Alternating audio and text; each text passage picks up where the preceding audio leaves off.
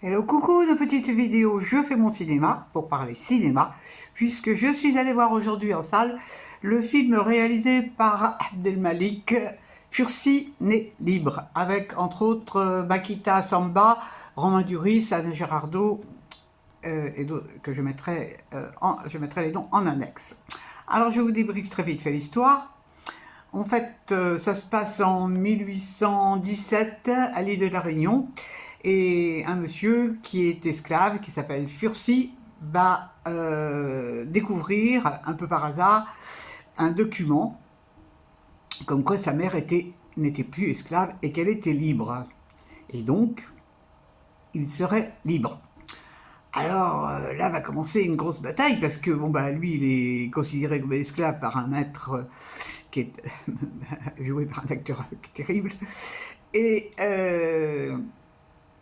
il va entamer toute une procédure juridique. Il va être aidé par un procureur qui est très bon et qui est contre l'abolition de l'esclavage.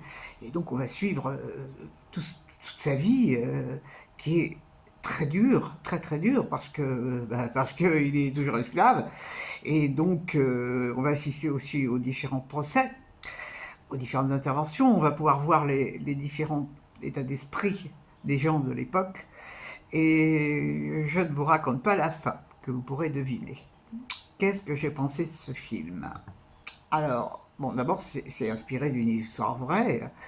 Euh, et j'ai été vraiment bluffé par ce film parce que c'est remarquablement réalisé.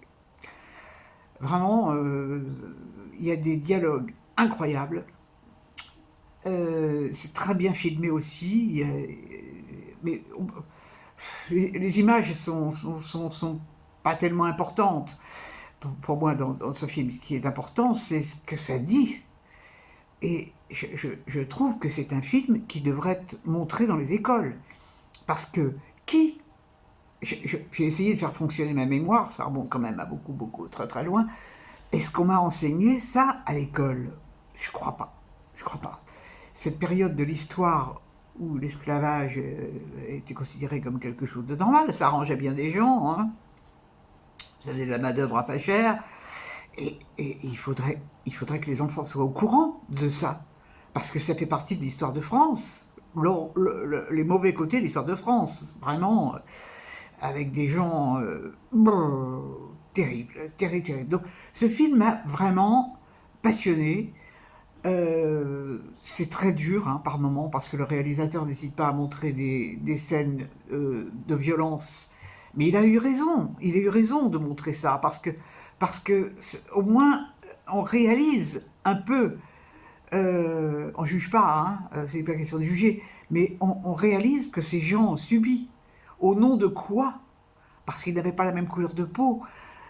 Et alors j'ai appris un truc dingue, c'est qu'il y avait un code qui s'appelait le code noir, qui était réservé, que c'était des lois spécifiques pour les esclaves.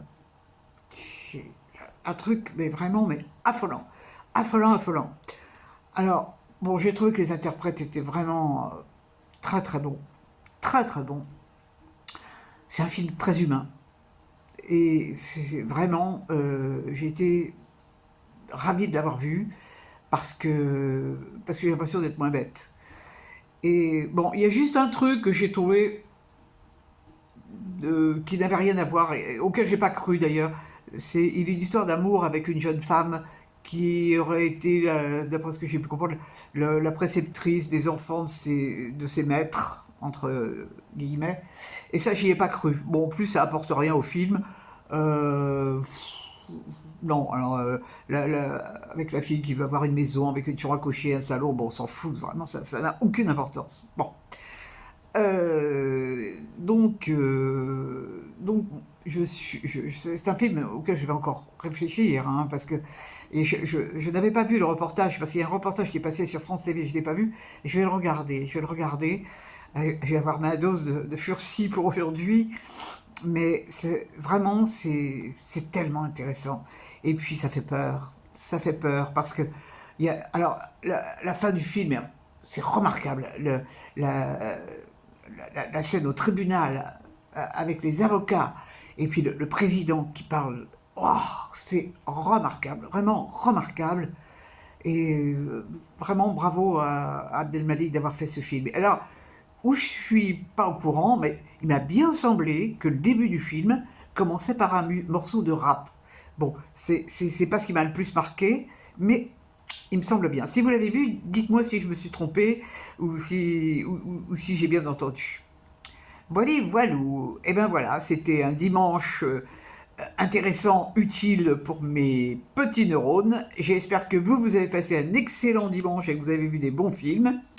Et puis, demain, non, demain, il n'y aura pas de cinéma en salle parce que demain, il y a un atelier d'écriture. Donc, on ne peut pas être partout. Mais je vais peut-être prendre le temps de me regarder un Chabrol, puisqu'en ce moment, il y a sur sur Arte, il y a un cycle Chabrol avec 5-6 films que je crois avoir tous vus, mais que je vais revoir avec plaisir. Voilà, voilà, je vous dis salut, salut, à la prochaine pour parler cinéma ou autre.